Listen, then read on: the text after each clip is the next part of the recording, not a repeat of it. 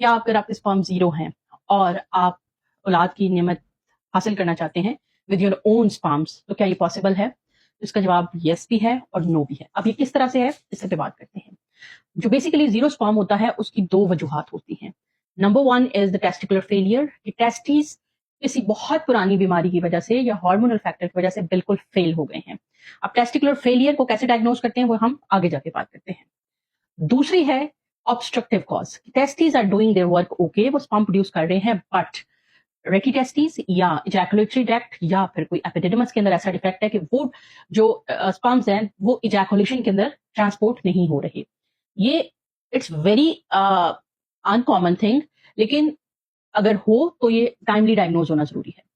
अब जो पेशेंट जिनके टेस्टिस आर डूइंग वर्क और स्पर्म प्रोड्यूस कर रहे हैं, उनको वो पेशेंट जिनका टेस्टिकुलर फेलियर हो जाता है उसे किस तरह से डिफरेंशिएट किया जा सकता है। इसके लिए हमें थ्री टेस्ट करवाने हैं। Number one is an ultrasound, number two is a blood test, number three is a semen analysis. Semen analysis के अंदर अगर पहले स्पर्म्स आते रहे हैं और अब नहीं आ रहे, it means that was a testicular failure. Testis were working but because of certain factors उनके अंदर ग्रेजुअली वो जीरो हो गए। ये बेसलाइन टेस्ट होता है। आई जिस तरह से फीमेल को अपना स्कैन करवाना चाहिए, आई थिंक मैं ये अपने जो मेल मेंबर्स हैं they are also responsible for the reproduction, तो उनको भी एटलीस्ट अपना बेसलाइन सीमन एनालिसिस हर किसी को पता होना चाहिए कि बजाय इसके कि सडन से आपके साथ के ऊपर एक बम फिरे कि आप जीरो स्पर्म्स हैं। You must know, because simply just looking at the semen कोई एम्ब्रियोलॉजिस्ट भी नहीं बता सकता कि इसके अंदर स्पर्म्स हैं या नहीं है जब तक कि वो माइक्रोस्कोप के अंदर नहीं उसको देख लेता। Number two, testicular Doppler. अब टेस्टिकुलर डॉपलर के अंदर अगर आपके टेस्टिस एट्रोफिक हैं, उनका साइज श्रिंक हो गया है और उनकी तरफ ब्लड फ्लो नहीं आ रहा, it means the chances are कि आपके टेस्टिस फेल हो गए हैं।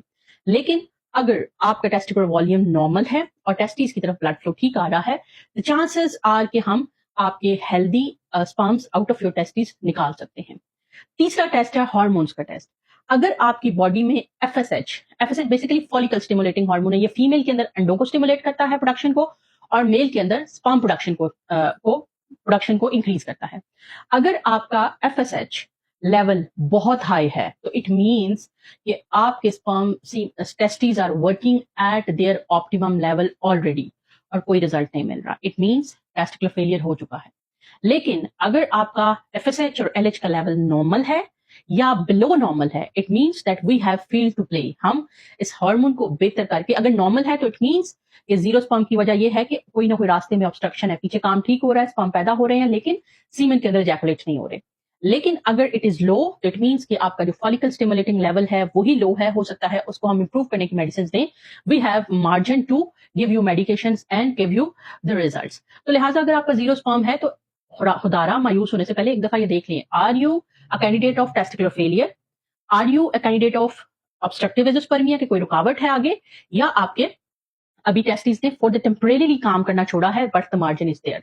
अच्छा, अब इन तीनों चीजों को हम, अगर तो आपका टेस्टिकुलर फेलियर हो गया तो आप दुनिया में कहीं पे भी चले जाएं, you can not get pregnant with your own sperms because sperms producing organ testis are gone.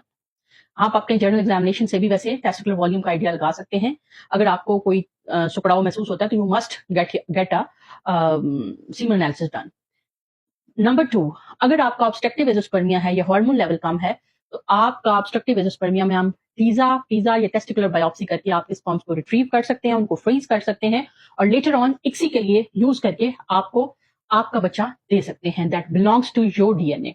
लेकिन अगर कोई आपको हकीम या कोई भी ये कहानी सुनाता है ऑब्स्ट्रक्टिव एजोस्पर्मिया से कि आप मेरी दवाइयां खाएं, हाई डोज ऑफ स्टीरॉइड खाएं और आपके स्पर्म्स आना शुरू हो जाएंगे, तो ऑब्स्ट्रक्टिव एजोस्पर्मिया में तो ऐसा नहीं होने वाला। लेकिन अगर आपका स्पर्म काउंट जीरो है फॉर द टाइम बीइंग और हार्मोन भी लो है, इट मींस कि आपके पिट्यूटरी से एफएसएच ही नहीं आ रहा, जिसके टेस्टिस को स्टिमुलेट करने के लिए कोई हार्मोन ही नहीं है। तो अगर हम बाहर से आपको कुछ ऐसी मेडिसिन दें जिससे आपका एफएसएच बेहतर हो, इंजेक्शन दे, तो देयर आर मार्जिन कि आपके जो स्पर्म्स हैं वो वापस सीमन के अंदर आना शुरू हो जाए।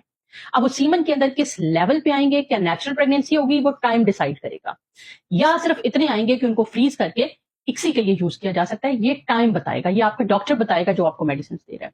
तो लिहाजा अगर आपका स्पर्म खुदा न खास्ता जीरो है, मायूस होने से पहले इस सारे प्रोसेस को अंडरस्टैंड करें और एक दफा ट्राई जरूर करें, because the chances are there कि आप अपने बायोलॉजिकल बेबीज ले सकते हैं before going to the adoption. मायूसी की तरफ जाने से पहले एक दफा साइंसी तरीके से हम आपकी हेल्प करने की कोशिश कर सकते हैं। मिलते हैं इंशाल्लाह नेक्स्ट वीडियो में, तब तक के लिए